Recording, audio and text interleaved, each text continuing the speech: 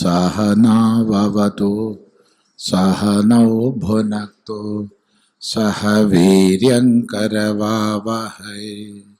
तेजस्विनावधीतमस्तु मा विद्विषावहै।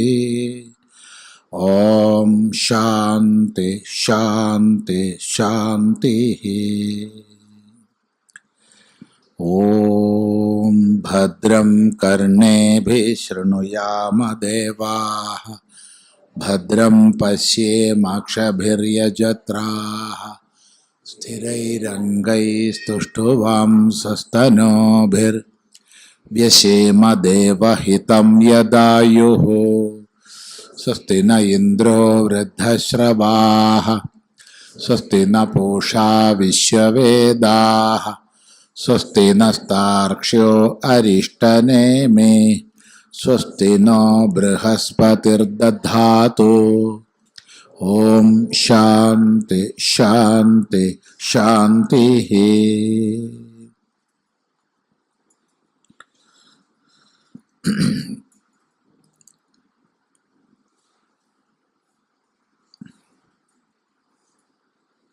രണ്ട് ഉപദേശ രീതികളാണ്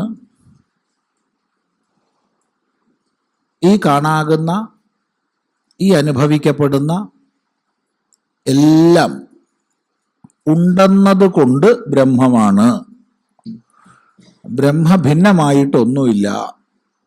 ഇതാണ് ഒരു ഉപദേശ രീതി. മറ്റൊരു ഉപദേശ രീതി ഈ കാണാകുന്ന സകലവും മായികമാണ്, പ്രാതിഭാസികമാണ്, അതുകൊണ്ട് ഇതൊന്നുമല്ല പരമസത്യം. ഈ വ്യത്യസ്തങ്ങളായ രണ്ട് ഉപദേശ രീതികളിലൂടെ എത്തിച്ചേരുന്ന ജ്ഞാനം ഒന്നാണ്, ഏകം. ഇവിടെ ജാഗ്രസ്വപ്ന സുഷുപ്ത്യാദി പ്രപഞ്ചം യത് പ്രകാശതേ തത് ബ്രഹ്മാഹം ഇതി ജ്ഞാത്വാ തത് ബ്രഹ്മ അഹം ഇതി ജ്ഞാത്വാ സർവബന്ധൈ പ്രമുച്യതേ എന്ന് പറഞ്ഞു. ജാഗ്രത്, സ്വപ്നം, സുഷുപ്തി എന്നിങ്ങനെ ഏത് പ്രപഞ്ചം നമുക്ക് പ്രകാശിതമാകുന്നുണ്ടോ അത് ബ്രഹ്മമാകുന്നു, അത് തന്നെയാകുന്നു ഞാൻ. ഈ അറിവ് സർവബന്ധനങ്ങൾക്കും ഉപരി എത്തിക്കുന്നു എന്ന്. അതേ ആശയത്തെ തീർത്തും വിഭിന്നമായ ദൃഷ്ടിയിൽ പറയുകയാണ്. ത്രിഷുധാമസു യത് ഭോഗ്യം ഭോക്താ ഭോഗശ്ച. ജാഗ്രത്, സ്വപ്നം, സുഷുപ്തി എന്നീ മൂന്ന് ധാമങ്ങളിൽ, മൂന്ന് സ്ഥാനങ്ങളിൽ എന്താണോ ഭോഗ്യം, ഭോക്താവ്, ഭോഗം. ഭോഗ്യം ഒന്ന് സ്ഥൂലമാണ്, ഒന്ന് സൂക്ഷ്മമാണ്, ഒന്ന് കാരണമാണ്.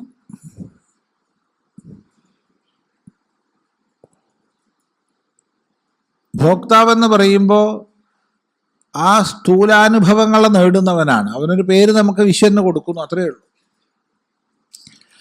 അല്ലെങ്കിൽ സൂക്ഷ്മാനുഭവങ്ങളെ നേടുന്നവന് തൈജസ്സനെന്ന് പേര് കൊടുക്കുന്നു. തൻ്റെ കാരണമായ ആനന്ദ സ്വരൂപത്തിൽ ആനന്ദഭുക്കായിരിക്കുന്നവന് പ്രാജ്ഞൻ എന്നും പേര് കൊടുക്കുന്നു, അത്രയേ ഉള്ളൂ. ഇനി ഭോഗം,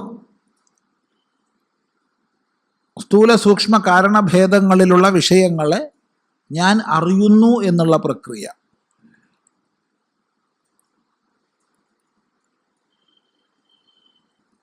ഇത് മൂന്ന് സൂചിപ്പിച്ചിട്ട് പറയുകയാണ്, തേഭ്യഃ അവയിൽ നിന്ന് വിലക്ഷണനായ, വിഭിന്നനായ, അവയെ മുഴുവൻ കണ്ടറിയുന്ന,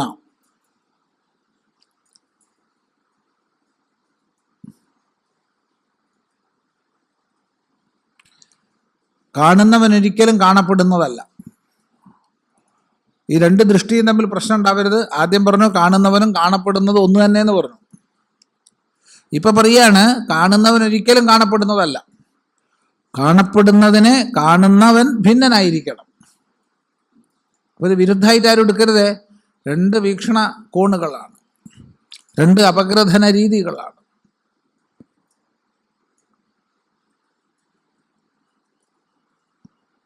അപ്പം അവയിൽ നിന്നെല്ലാം വിലക്ഷണനായിട്ടുള്ള സാക്ഷി, സാക്ഷി സാക്ഷാത് ഈക്ഷതേ ഇതി, നേർക്ക് കാണുന്നവൻ, എല്ലാത്തിനെയും കാണുന്നവൻ.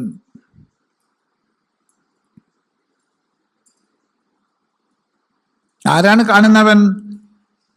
ചിന്മാത്രഃ, ജ്ഞാനമാത്രഃ,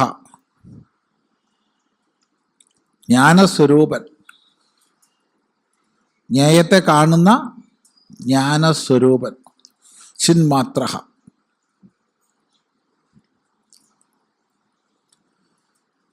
ശാസ്ത്രത്തിൽ ചിലപ്പോൾ നമ്മൾ സന്മാത്രഃ, സത്ത്, ചിലപ്പോൾ ചിന്മാത്രഃ, ചിലപ്പോൾ ആനന്ദമാത്രഃ. ഈ സത്ത് ചിത്ത് ആനന്ദഭാവങ്ങളെ ചിലയിടത്ത് സത്തെന്ന് പറയും, ചിലയിടത്ത് ചിത്തെന്ന് പറയും, ചിലയിടത്ത് ആനന്ദം എന്ന് പറയും. ഏതാണ് പറയുന്നത് അതിൽ നിന്ന് ഭിന്നമായത് കൂടി നമ്മൾ ചേർത്ത് മനസ്സിലാക്കണം. എല്ലാം ഒന്നായതുകൊണ്ട് സത്ത് തന്നെ ചിത്ത്, ചിത്ത് തന്നെ സത്ത്, സത്ത് ചിത്ത് തന്നെ ആനന്ദം.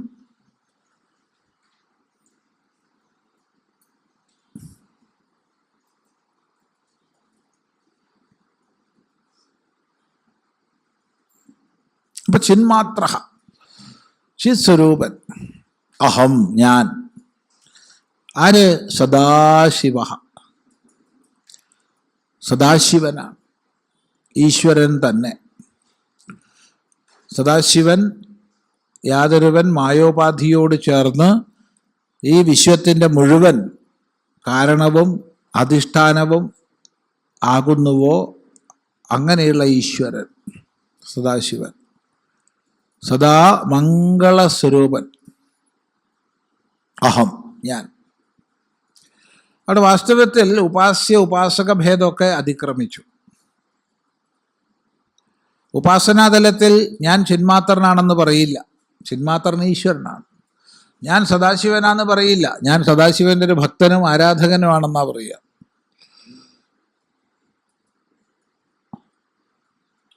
ഇവിടെ കേവലമായ സത്താസ്വരൂപമാണ് ഞാൻ, കേവലമായ സത്താസ്വരൂപമാണ് ഞാൻ. സദാശിവ ചിന്മാത്രഃ അഹം, ചിന്മാത്രനായ സദാശിവനാണ് ഞാൻ. ഇത് അനുസന്ധാനം ചെയ്യാണ്. ഇവിടെ ഒരു ചോദ്യം വരാം, ഈ ചിന്മാത്രോഹം സദാശിവ എന്ന് പറയുന്നത് ഏത് തലത്തിൽ ആരാണ്? മറുപടി, ഒന്ന്, ഇത്തരം പ്രഖ്യാപനങ്ങളൊക്കെ തന്നെ ഒരു വിജ്ഞാനിയുടെ സ്വാനുഭൂതി പ്രകാശമാകാം. രണ്ട്, സാധകന്റെ അനുസന്ധാന പ്രകാരമാകാം. അപ്പോൾ ഒരു വിജ്ഞാനിയുടെ സ്വാനുഭവ പ്രകാശമാകാം ഇത്, ഞാൻ സദാശിവനാകുന്നു എന്നുള്ളത്.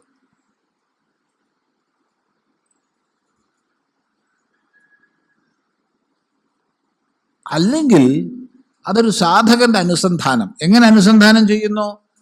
ശാസ്ത്രത്തിലൂടെ, ശ്രവണ മനന നിധിധ്യാസ ലക്ഷണമായിരിക്കുന്ന സാധനാക്രമത്തിലൂടെ ദൃഢത കൈവന്ന് അയാൾ അനുസന്ധാനം ചെയ്യുന്നു. ഒന്ന്, അനുഭവിയുടെ സ്വാനുഭവ പ്രകാശം, അവിടെ തർക്കം ഉണ്ടാവാൻ സാധ്യതയില്ല. എന്നാൽ ഇതൊരു സാധകന്റെ അനുസന്ധാനമാണെന്ന് പറയുന്നിടത്ത് ഒരു തർക്കം വരാൻ സാധ്യതയുണ്ട്. എന്താ സാധ്യത? അവനത് അനുഭവിച്ചിട്ടില്ലല്ലോ, പിന്നെ എങ്ങനെയാണ് അവനിത് പറയുന്നത്? അതാണ് പറയുന്നത്, ശാസ്ത്രത്തിലും ഗുരുവാക്യത്തിലുമുള്ള നിഷ്ഠ കൊണ്ട് ഉറപ്പുകൊണ്ട് ശ്രവണ മനന നിധ്യാസ മാർഗത്തിലൂടെ വേദാന്ത പ്രക്രിയകളിലൂടെ കടന്നു പോയതിൻ്റെ ഫലമായിട്ട് അവന് കൈവന്ന ഉറപ്പാണ് ഈ അനുസന്ധാനത്തിൻ്റെ മൂലമായിരിക്കുന്നത്.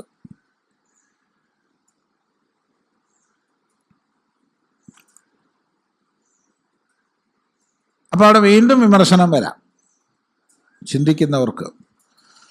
അതൊരു സുഖമില്ല. കാരണം താൻ ഞാൻ ഇന്ന ആളാണെന്ന് അറിഞ്ഞിട്ട് അനുസന്ധാനം ചെയ്യുകയാണെങ്കിൽ തിരക്കെടുത്തത് അതല്ലല്ലോ.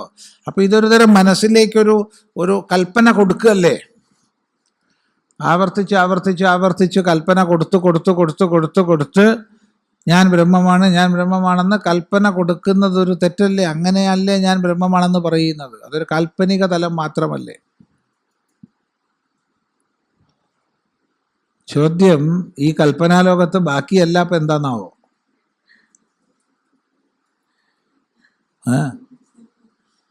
ബാക്കി നമ്മൾ എന്തൊക്കെ കൽപ്പന ചെയ്തു ഇത്ര കാലമായിട്ട്, എന്നിട്ട് വല്ല ഗുണവും കിട്ടിയോ? അത് പറയാ. എന്തൊക്കെ കൽപ്പന ഞാൻ ചെയ്തു? ഞാൻ ഇന്നാളാണ്, ഞാൻ ആണാണ്, ഞാൻ പെണ്ണാണ്, ഞാൻ പതിയാണ്, ഞാൻ പത്നിയാണ്. എന്ത് ഗുണം കിട്ടി ഇപ്പോൾ ഇത്ര കാലം കൽപ്പിച്ചിട്ട്? അല്ല, ആർക്കെങ്കിലും അതിന് ഗുണം കിട്ടിയുണ്ടെങ്കിൽ പറയാം. അപ്പൊ കൽപ്പനയുടെ ലോകത്ത് ഇപ്പൊ നീ ചെയ്യുന്നത് ഒരു കൽപ്പനയാണ്. ഇത് കൽപ്പന ആയിക്കോട്ടെ, അതിനെന്താ കുഴപ്പം?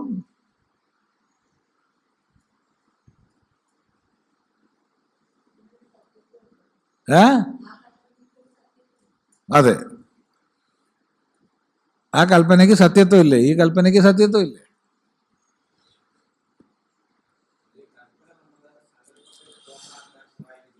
ഉണ്ട്. അതല്ല വിഷയം. എന്താണെന്ന് മനസ്സിലായില്ലേ? വിഷയം വേദാന്ത ചിന്താ പദ്ധതിയെ വിമർശിക്കുന്നവർ പറയുന്ന ഒരു വിഷയമാണ്. ഇവിടെ നിങ്ങൾ സ്വയം കൽപ്പിച്ച്, നമ്മൾ ഓട്ടോ സജഷൻ എന്നൊക്കെ പറയുന്നത് പോലെ ഞാനതാണെന്ന് പറഞ്ഞിട്ട് അതാണെന്ന് തോന്നുന്നത് ഒരു ഭ്രമജനിതമായ മാനസിക രോഗമാണ്. ആ മാനസിക രോഗത്തിന് ഉടമകളായിരുന്നു നിങ്ങൾ പറയുന്ന വിദ്വാൻമാരൊക്കെ. അത് കുറേ ആൾക്കാരുടെ പേര് പറയും. ശ്രീരാമകൃഷ്ണ പരമഹംസർ, വിവേകാനന്ദ സ്വാമികൾ തുടങ്ങി പ്രസിദ്ധന്മാരുടെ പേര് പറയാം. അപ്രസിദ്ധന്മാരുടെ പേരാരും പറയില്ല. ഇവരൊക്കെ മാനസിക രോഗികളായിരുന്നു. അത് പ്രബലമായ വാദമാണത്. കാരണം ഞാനതാണെന്ന് കൽപ്പിച്ചിട്ട് അതാണെന്ന് ആയിത്തീരുകയാണ്. ഈ വിമർശനത്തിന് കാരണമാകുന്ന ചില വാദങ്ങൾ ചില ഭക്തിശാസ്ത്ര ഗ്രന്ഥങ്ങളിലൊക്കെ ഉണ്ടാവും. ഉദാഹരണം പറഞ്ഞാൽ, ഞാൻ തെറ്റാണ് പക്ഷെ പറയുന്ന ഉദാഹരണമാണ്, ഞാൻ ശലഭമാണെന്ന് സങ്കല്പിച്ച് പുഴു ശലഭമായി തീരുന്നു. എഴുതപ്പെട്ടിട്ടുള്ള ഭക്തിശാസ്ത്രങ്ങൾ എഴുതപ്പെട്ട കൽപ്പനയാണ്. അത് തെറ്റാണ്. ഞാൻ ശലഭമാണെന്ന് സങ്കല്പിച്ചിട്ടല്ല പുഴു ശലഭമാവുന്നത്. പുഴുവിൻ്റെ ജീവിതത്തിൻ്റെ സ്വാഭാവിക പരിണാമമാണ് ശലഭം. ഇങ്ങനത്തെ അബദ്ധം പിടിച്ച ചില കൽപ്പനകൾ പുരാണങ്ങളിലുണ്ട്. ഇതുമ കയറി പിടിച്ചിട്ടാണ് പറയുക. അതുപോലെ ഞാൻ ബ്രഹ്മമാണെന്ന് സങ്കല്പിച്ച് ഞാൻ ബ്രഹ്മമാണെന്ന് തോന്നിപ്പോകുന്നത് ഒരുതരം കൽപ്പനയാണ്. അതൊരു മാനസിക രോഗമാണ്. വേണ്ട മരുന്ന് കൊടുത്താൽ മാറും. കാരണം അങ്ങനെ ചില തോന്നും, ഞാൻ ഇതാണെന്നൊക്കെ തോന്നാറുണ്ട് ചിലർക്ക്. ഞാൻ അപാര ശക്തിശാലിയാണ്. ഞാൻ തന്നെ പരിചയപ്പെട്ടിട്ടുണ്ട് ഒരു മോനെ, ഒരു കൊച്ചുമോനെ. അവന് ഞാൻ സ്പൈഡർമാനാണെന്ന് അവൻ പറയണത്. അവൻ സ്പൈഡർമാനാണ്. രണ്ടെല്ലും പൊട്ടി, രണ്ട് കൈയും പൊട്ടി. പാവം കൊച്ചു കുഞ്ഞാ. അത് സ്പൈഡർമാനാ അല്ല എന്ന് പറയാൻ പറ്റുമോ? അപ്പൊ കുട്ടപ്പ, സ്പൈഡർമാൻ ഒരിക്കലും എല്ല് പൊട്ടാറില്ല. അതുകൊണ്ട് നീ അങ്ങനത്തെ അബദ്ധമൊന്നും ചെയ്യരുത്. കാരണം അല്ലാന്ന് പറയാൻ പറ്റില്ല. അവൻ ചെറുപ്പം തൊട്ട് ചെറിയ കുഞ്ഞാകുമ്പം അമ്മ ചെയ്തു വെച്ച ഉപദ്രവാ. ഭക്ഷണം കൊടുക്കാൻ നേരത്തെ ഇതിട്ടങ്ങ് കാണിച്ചു കൊടുക്കും സ്പൈഡർമാൻ. ഇത് കണ്ട് ഞാൻ സ്പൈഡർമാനാണെന്ന് ഉറപ്പിച്ചു. ഇതുപോലെ ഞാൻ ബ്രഹ്മമാണ് എന്നുള്ളത് ഒരു കൽപ്പനാ സൃഷ്ടിയാണെന്നാണ് പറയുന്നത് വിമർശനം ചെയ്യുന്നവർ. അത് മാനസിക രോഗമാണ്. വേണ്ടതായ മരുന്ന് മസ്തിഷ്കത്തിൽ എത്തിക്കഴിഞ്ഞാൽ മാറുന്നൊരു രോഗം.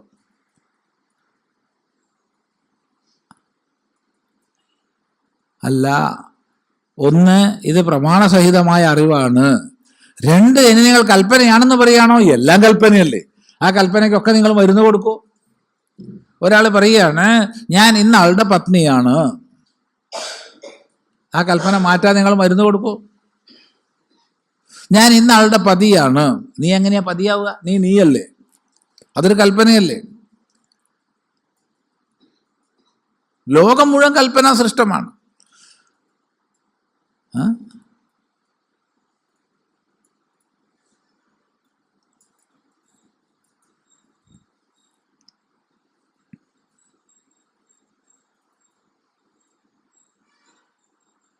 ചിന്തിക്കുക. അതുകൊണ്ട് ഈ കൽപ്പന കൊണ്ട് നിനക്ക് എന്തെങ്കിലും പ്രയോജനമുണ്ടോ? ഉണ്ട്, എന്നാ ചെയ്തോ. ആ കൽപ്പന കൊണ്ട് നിനക്ക് പ്രയോജനമുണ്ടോ? ഉണ്ടെങ്കിൽ ചെയ്തോ. ഒരു പ്രയോജനം ഇല്ലാതെ മനസ്സിലായിട്ടല്ലേ പിന്നെ അങ്ങോട്ട് വന്നത്. അതുകൊണ്ട് യാതൊരു പ്രയോജനം ഇല്ലാതെ മനസ്സിലായിട്ടാണ് ഇങ്ങോട്ട് വന്നത്. മനസ്സിലായിട്ടുണ്ടെങ്കിൽ, ഇപ്പം ഇങ്ങോട്ട് വന്ന എല്ലാവരും മനസ്സിലായിട്ടാ വന്നതെന്നൊന്നും അർത്ഥമില്ല. ഉണ്ടോ? താൽക്കാലികമായ ചില അടി കിട്ടിയിട്ടോ താൽക്കാലികമായ ചില ധാരണാഭേദങ്ങളെ കൊണ്ടോ വന്നിട്ടുണ്ടാവാം. അങ്ങനെ വന്നവർ ഇവിടുന്ന് വേറൊരു കൽപ്പന സ്വീകരിച്ച് പോയിക്കോട്ടെ, എന്താ വിരോധം? സ്വാമി, ഞങ്ങൾ സ്വാമിയുടെ അടുത്ത് വേദാന്തം പഠിക്കാനൊക്കെ വന്നു, എന്നിട്ട് ഇപ്പം ഞങ്ങൾ തമ്മിൽ പ്രേമായിരിക്കുകയാണ്. സന്തോഷം, അത് ഞങ്ങൾ ഒന്നിച്ച് കല്യാണം കഴിച്ചു പോകണം. വളരെ സന്തോഷം. അപ്പം എന്തായി കൽപ്പന? വേദാന്തം പഠിച്ചിട്ട് ഞാൻ നിന്റെ പതിയാണ്, ഞാൻ നിന്റെ പത്നിയാണ്. സന്തോഷം. ഈ കൽപ്പന കൊണ്ട് പ്രയോജനം ഇല്ല എന്ന് പറഞ്ഞ് വന്നവൻ ഈ പുതിയ കൽപ്പനയോട് എന്തെങ്കിലും ഒരു ഗുണം അവരുണ്ടാവുണ്ട്, അവിടെ ഉണ്ടായിക്കോട്ടെ. എൻ്റെ സ്വാമി അവർക്ക് അഭിനന്ദനം കൊടുത്തത് ശരിയായില്ല. ഞാൻ അവർക്ക് അഭിനന്ദനം കൊടുക്കലാണ്ട് എന്ത് ചെയ്യും? അവർക്കത് സന്തോഷകരമാണെങ്കിൽ അവരങ്ങനെ ഇരിക്കട്ടെ. എല്ലാം ഒരു കൽപ്പനയുടെ ലോകമല്ലേ, പിന്നെന്താ പ്രശ്നം? അപ്പോൾ ധാർമ്മിക ബുദ്ധികൾ വരും ഒന്നായിട്ട്. സ്വാമിയാ ചെയ്തത് ശരിയല്ല, സ്വാമിയാ പറഞ്ഞത് ശരിയല്ല. എടാ, നീ അവിടെ ഇരിക്കേ, പറഞ്ഞൊരർത്ഥം മനസ്സിലാക്കുക. ഇങ്ങനെ വിമർശിക്കുന്നവർക്ക് അതാണ് മറുപടി. അവരെന്തിനും വിമർശനം ഉണ്ടാവും, അത് നമ്മൾ നോക്കണ്ട. ഇങ്ങനത്തെ വാദങ്ങൾ ഇപ്പൊ പ്രബലമായി വരുന്നുണ്ട്. ശ്രദ്ധിക്കുക. അതുകൊണ്ട് ചിന്മാത്രോഹം, ഞാൻ ചിന്മാത്രനാണ്, സദാശിവോഹം, ഞാൻ സദാശിവനാണെന്നുള്ളത് ഏതർത്ഥത്തിലാണ് പറഞ്ഞതെന്ന് ശരിക്കും മനസ്സിലാക്കുക. അല്ലാതെ അത് മറ്റൊരു കൽപ്പന പോലെ ചെയ്ത കൽപ്പനയല്ല. അത് പ്രമാണജനിതമായ ബോധത്തിൽ നിന്ന് വരുന്നതാണ്. അതാണ് അതിന് മറുപടി. ഏതായാലും ഈ രണ്ട് മന്ത്രങ്ങളും വിഭിന്നങ്ങളായ ചിന്താ പദ്ധതികളാണ്. ഒന്ന്, ഈ പ്രപഞ്ചം മുഴുവൻ ബ്രഹ്മം തന്നെ. മറ്റൊന്ന്, ഈ പ്രപഞ്ചം ഒരിക്കലും പരമസത്യം അല്ല, അതിൻ്റെ സാക്ഷിയായ ഞാനാണ് സത്യസ്വരൂപൻ. രണ്ട് ചിന്താ പദ്ധതികൾ. നോക്കൂ, ജാഗ്രസ്വപ്ന സുഷുപ്ത്യാദി പ്രപഞ്ചം യത് പ്രകാശത്തെ തത് ബ്രഹ്മാഹമിതി ജ്ഞാത്വാ സർവബന്ധൈ പ്രമുച്യത്തെ. ത്രിഷു ധാമസു യത് ഭോഗ്യം ഭോക്താ ഭോഗശ്ച യത് ഭവേത് തേഭ്യോ വിലക്ഷണ സാക്ഷി ചിന്മാത്രോഹം സദാശിവഃ. അതുകൊണ്ട് മയ്യേവ സകലം ജാതം മയി സർവം പ്രതിഷ്ഠിതം മയി സർവം ലയം യാതി തത് ബ്രഹ്മാദ്വയമസ്മ്യഹം. മയ്യേവ സകലം ജാതം മയി സർവം പ്രതിഷ്ഠിതം മയി സർവം ലയം യാതി തത് ബ്രഹ്മാദ്വയമസ്മ്യഹം. മയി ഏവ സകലം ജാതം. മയി എന്നിൽ, മയി എന്നിൽ, ഏവ തന്നെ, സകലം എല്ലാം, ജാതം ജനിച്ചിരിക്കുന്നു, എന്നിൽ എല്ലാം ജനിച്ചിരിക്കുന്നു.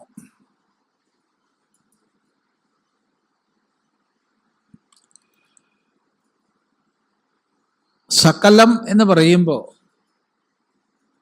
ബ്രഹ്മാദി സ്തംഭപര്യന്തമായ, ബ്രഹ്മാവ് മുതൽ പുൽക്കൊടി വരെ എന്തുണ്ടോ, ഇനി അതിന് മേപ്പോട്ടോ കീഴ്പോട്ടോ എന്തുണ്ടോ,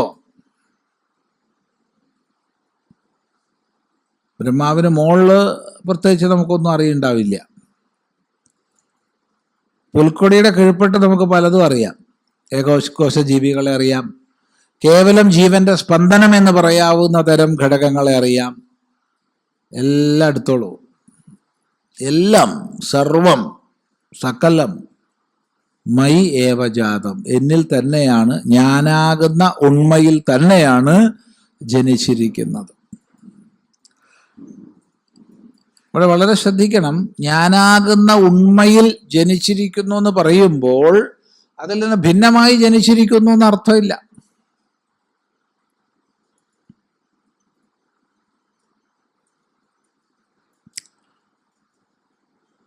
ഞാനാകുന്ന ഉണ്മയിൽ എല്ലാം ജനിച്ചിരിക്കുന്നു. ജനിക്കുക എന്ന് പറഞ്ഞാൽ ജനി പ്രാദുർഭാവേ, പ്രാദുർഭവിക്കുക, പുതുതായിട്ടുണ്ടാവുകയല്ല.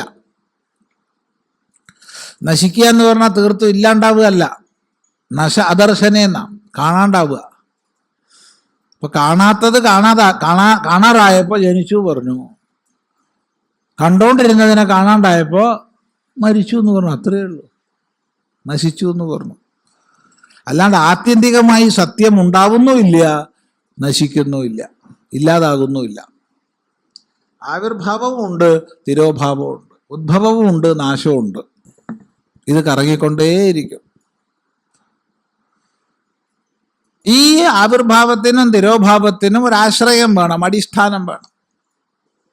ആ അടിസ്ഥാനം ഉണ്മയാകുന്നു, അസ്തിത്വമാകുന്നു, സത്തയാകുന്നു. ഉള്ളതിലേ ഉണ്ടാകൂ, ഇല്ലാത്തതിലുണ്ടാവില്ല. അതുകൊണ്ട് സത്തയെ നിഷേധിക്കാൻ ആർക്കും കഴിയില്ല. ഈ വാദത്തിലാണ് ശൂന്യവാദികൾ ഇവിടം വിട്ടോടേണ്ടി വന്നത്. ഈ വാദത്തിൽ ആൾക്കാർ പറയും ശങ്കരാചാര്യരെ അടിച്ചോടിച്ചു. ആരെ? ബൗദ്ധന്മാരെ അടിച്ചോടിച്ചു. പിന്നെ അതിനെ വടിയും കൊണ്ട് നടക്കണമെന്നാണ്, അടിക്കാൻ വേണ്ടിയിട്ട്. കടന്നു പറയുന്നവരുണ്ടേ, കുറച്ചുകൂടി കടന്നു പറയുന്നവരുണ്ട്. നമുക്ക് സഹിക്കാൻ പറ്റാത്തൊക്കെ പറയുന്ന ആൾക്കാരുണ്ട്. ഈ മറുത്തുകളി, പൂരക്കളി തുടങ്ങിയ കളികളുണ്ട് വടക്കൻ കേരളത്തിൽ. കാസർഗോഡ്, കണ്ണൂർ ജില്ലയുടെ വടക്ക് ഭാഗത്തുമാണ് അവ പ്രബലമായിട്ടുള്ളത്. ഉത്സവങ്ങൾക്കൊക്കെ പതിവുണ്ട്. അപ്പം അത് ചെയ്യുന്നവരുടെ ഒരു സംഘടനയൊക്കെ ഉണ്ട്. അത്തരമൊരു സംഘടനയുടെ സമ്മേളനം കുറച്ച് വർഷങ്ങൾക്ക് മുമ്പ് കാഞ്ഞങ്ങാട് ഭാഗത്ത് നടന്നപ്പോൾ അതിന് മന്ത്രി ക്ഷണിക്കപ്പെട്ടു. അയാൾ പ്രസംഗിച്ചപ്പോൾ പറഞ്ഞതാണത്രേ, നമ്മൾ നേരിട്ട് കേട്ടിട്ടില്ല.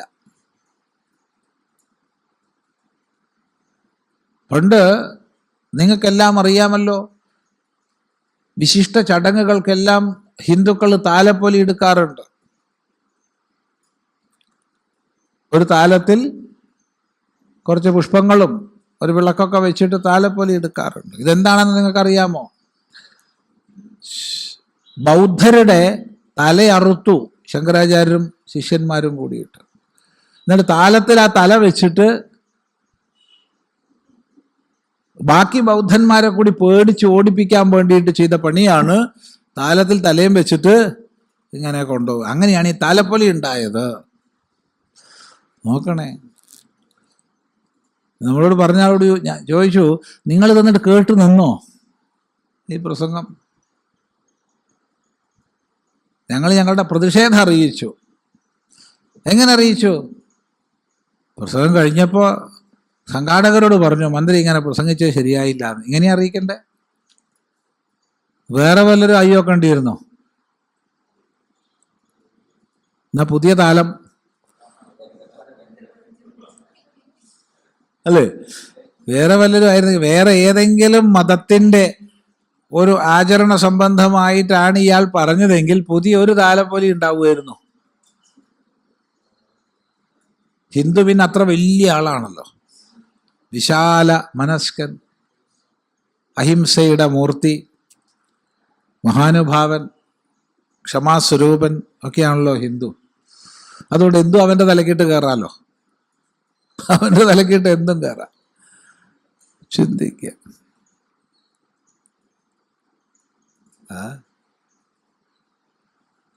എടാ, ബൗദ്ധനെ ശങ്കരാചാര്യർ അടിച്ചത് വടി കൊണ്ടല്ല, യുക്തിദണ്ഡം കൊണ്ടാണ്. കാരണം ഉണ്മയെ നിഷേധിക്കാൻ ആർക്കും കഴിയില്ല. അപ്പൊ ഇല്ല എന്ന് പറഞ്ഞാൽ ഇല്ല, ശൂന്യമാണുള്ളത്. ഇല്ല എന്നുണ്ടോ? ഇല്ല എന്നുണ്ടോന്നാ ചോദ്യം. ഉണ്ടോ? ഉണ്ട്. നാപ്പുണ്ടല്ലോ. എന്നാ പിന്നെ ഇല്ലാന്നില്ല. അതിനല്ലേ ഞാനും പറഞ്ഞേ. ഈ കൂട്ടത്തിൽ ആരെങ്കിലും ഇരുട്ട് കണ്ടവരുണ്ടോ? പറയാ.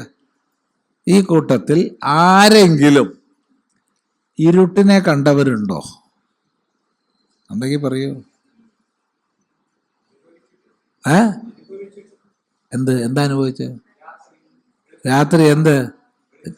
വെളിച്ചമില്ലാത്ത അവസ്ഥയാണ് നിങ്ങൾ അനുഭവിച്ചത്. പ്രകാശത്തിന്റെ അഭാവമാണ് അനുഭവിച്ചത്. ഇരുട്ട് ഭാവരൂപമാണോ അഭാവരൂപമാണോ എന്നാ ചോദ്യം. ഇരുട്ട് ഭാവരൂപമാണോ അഭാവരൂപമാണോ? ഞാൻ ഇരുട്ടിനെ കണ്ടു എന്നാരെങ്കിലും പറഞ്ഞാൽ ഇരുട്ടിന്റെ ധർമ്മം പോയി. എടാ, നീ ഒന്നും കാണുന്നില്ല എന്നുള്ള അഭാവരൂപമാണ് ഇരുട്ട്. പിന്നെ അതിനെങ്ങനെയാ കാണുക? ഒന്നും കാണില്ല സ്വാമി, മുഴുവൻ ഇരുട്ടാണ്. ശരി, അത് നീ പറഞ്ഞ 100% ശരി. ഒന്നും കാണുന്നില്ല, ഒന്നും കാണപ്പെടുന്നില്ല, മുഴുവൻ ഇരുട്ടാണ്. വളരെ ശരിയാ നീ പറഞ്ഞേ. അപ്പൊ നീ ഇരുട്ടിനെ കണ്ടോ?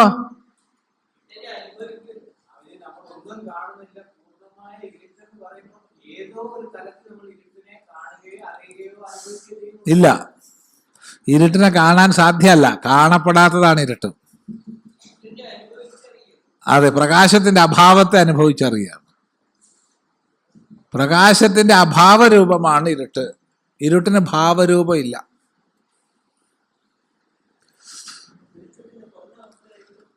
വെളിച്ചത്തിന്റെ കുറഞ്ഞ അവസ്ഥയല്ല ഇരുട്ട്, അത് മങ്ങിയ വെളിച്ച.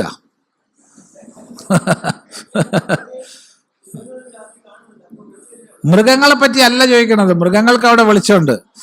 മൃഗങ്ങൾക്ക് നോക്കൂ, മൃഗങ്ങൾക്ക് രാത്രി ഇരുട്ട് കാണാൻ പറ്റുമോ? മനസ്സിലാവണില്ലല്ലോ. ഇരുട്ടിൽ കാണുന്നുണ്ടോ നല്ല ചോദ്യം. മൃഗങ്ങൾക്ക് ഇരുട്ട് കാണുന്നുണ്ടോന്നാണ്. കാണായിക പ്രകാശത്തിന്റെ അഭാവരൂപമാണ് ഇരുട്ട്, ഭാവരൂപമല്ല. അജ്ഞാനം ഭാവരൂപമാണോ അഭാവരൂപമാണോ എന്ന് ചോദിച്ചാൽ അഭാവരൂപമാണ്.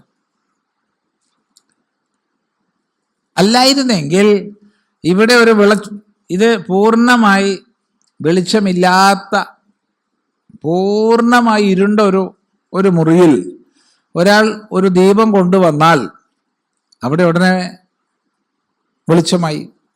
ഇരുട്ട് എങ്ങോട്ടെങ്കിലും പോയോ? അപ്പുറത്തെ മുറിയിൽ പോയോ ഇരുട്ട്? ഭാവരൂപമായിരുന്നെങ്കിൽ ഇവിടെ നിന്ന് ആ ഇരുട്ട് മാറി അപ്പുറത്ത് എങ്ങോട്ടെങ്കിലും പോണം. ഇല്ല, പോന്നില്ല. ഇരുട്ട് അഭാവരൂപമാണ്, ഭാവരൂപമല്ല.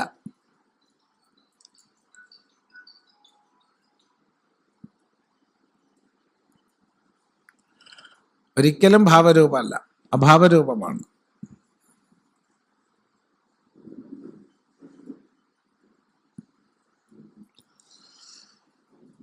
അപ്പോ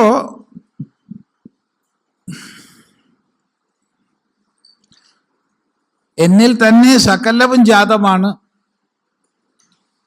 എന്നിൽ തന്നെ സകലവും പ്രതിഷ്ഠിതമാണ്, എന്നിൽ തന്നെ സർവവും ലയം പ്രാപിക്കുന്നു. ആവിർഭാവം തിരോഭാവം ഇതേ ഉള്ളൂ. ആത്യന്തികമായി ഉണ്ടാവുന്നുമില്ല, ആത്യന്തികമായി ഇല്ലാതാകുന്നുമില്ല. ആവിർഭാവ തിരോഭാവങ്ങൾ നിരന്തരം സംഭവിക്കുന്നു. ഈ ആവിർഭാവ തിരോഭാവങ്ങൾക്ക് അടിസ്ഥാനം വേണം, ഒരു ഉണ്മ വേണം. ആ ഉണ്മയാകുന്നു ഞാനെന്ന തിരിച്ചറിവ്. അപ്പൊ ഞാനാകുന്ന ഉണ്മയിൽ നിന്ന് എല്ലാം ആവിർഭവിക്കുന്നു. മയ്യേവ സകലം ജാതം. അപ്പൊ എല്ലാം എവിടെ ജനിച്ചു? എന്നിൽ തന്നെ ജനിച്ചു.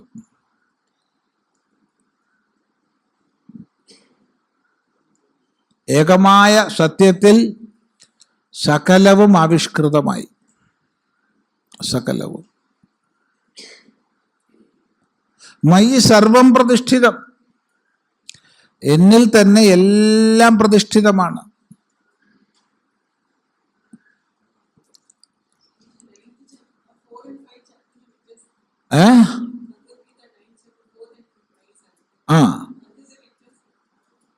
ഭഗവത്ഗീത 9-ാം അധ്യായം. അത് തന്നെയാണ് രാജവിദ്യ. മയി സർവം പ്രതിഷ്ഠിതം, മയി സർവം ലയം യാതി, എന്നിലെല്ലാം ലയത്തെയും പ്രാപിക്കുന്നു. അധിഷ്ഠാനമായ സത്യത്തിൽ എല്ലാം ആവിർഭൂതമായി, അധിഷ്ഠാനമായ സത്യത്തിൽ എല്ലാം നിലനിന്നു, അധിഷ്ഠാനമായ സത്യത്തിൽ എല്ലാം വിലയിച്ചു. ഇത്രയേ ഉള്ളൂ.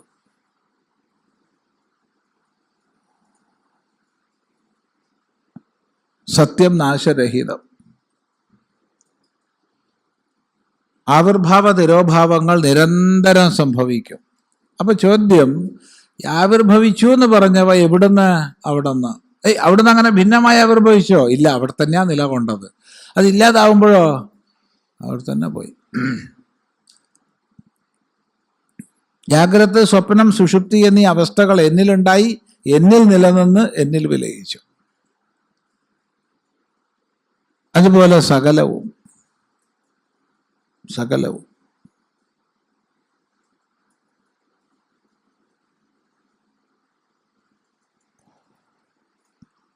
അധിഷ്ഠാന ഭിന്നമായി ഒരു പ്രതിഭാസവും ഇല്ല. അധിഷ്ഠാന ഭിന്നമായി ഒരു വ്യവഹാരവും ഇല്ല. രണ്ട് പറഞ്ഞു, ഒന്ന് പ്രതിഭാസം, രണ്ട് വ്യവഹാരം.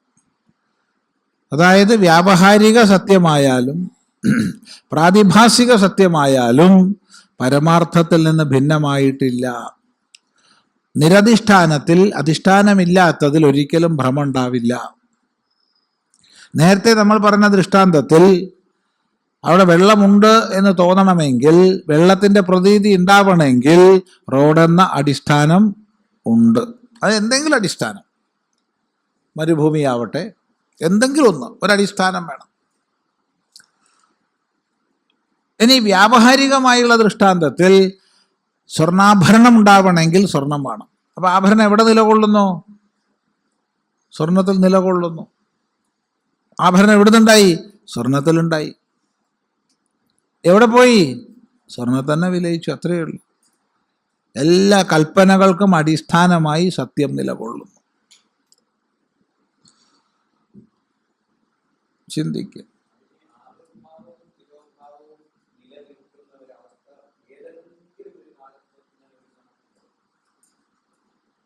ആവിർഭാവവും തിരോഭാവവും ഉണ്ടല്ലോ. ആവിർഭാവ തിരോഭാവങ്ങൾ ഇല്ലാത്തത്, അതിനെ നമുക്ക് ദേശകാലങ്ങളാൽ ചിന്തിക്കാൻ പറ്റില്ല. ദേശകാലങ്ങളാൽ ചിന്തിക്കാം, പറയാം. ദേശകാലങ്ങളാൽ ചിന്തിക്കാം. ഉദാഹരണത്തിന്,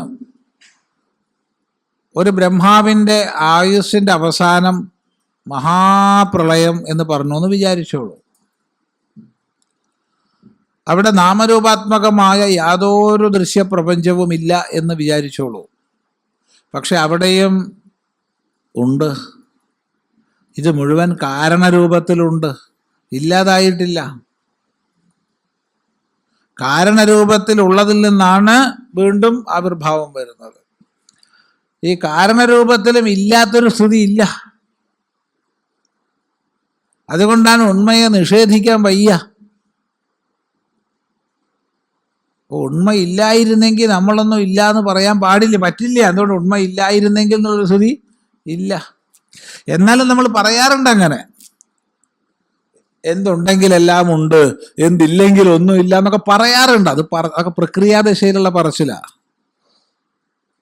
എന്തില്ലെങ്കിൽ ഒന്നും ഇല്ല എന്ന് പറയാൻ പറ്റില്ല. കാരണം എന്തുമില്ലെങ്കിൽ എന്നുള്ള സ്ഥിതി ഇല്ല.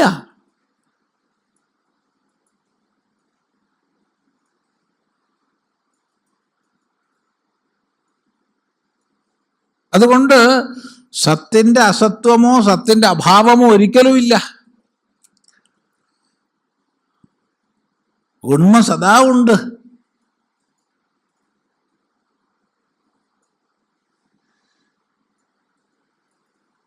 ചിന്തിക്കുക. മയ്യേവ സകലം ജാതം മയി സർവം പ്രതിഷ്ഠിതം മയി സർവം ലയം യാതി തദ് ബ്രഹ്മാദ്വയമസ്മ്യഹം. തദ് ബ്രഹ്മ, ആ ബ്രഹ്മം. എങ്ങനെയുള്ള ബ്രഹ്മം? അദ്വയമായ, അദ്വയം രണ്ടാമതൊന്നില്ലാത്ത.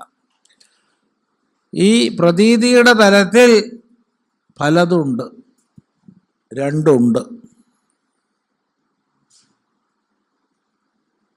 എന്നാൽ പരമാർത്ഥത്തിൽ അദ്വയം.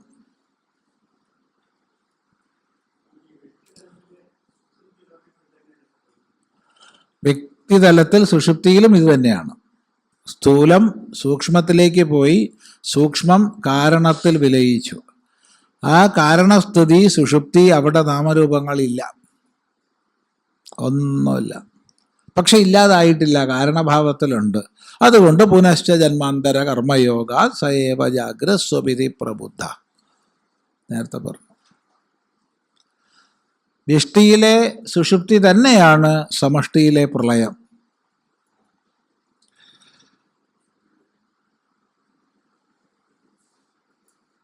അതുകൊണ്ട് അത് ഈശ്വരന്റെ സുഷുപ്തി എന്നൊക്കെ പറയാം. അത് കഴിഞ്ഞ് വീണ്ടും മൂപ്പരുണർന്നാൽ ഈ കൽപ്പം ആരംഭിച്ചു എന്ന് പറയാം. അത്രയേ ഉള്ളൂ.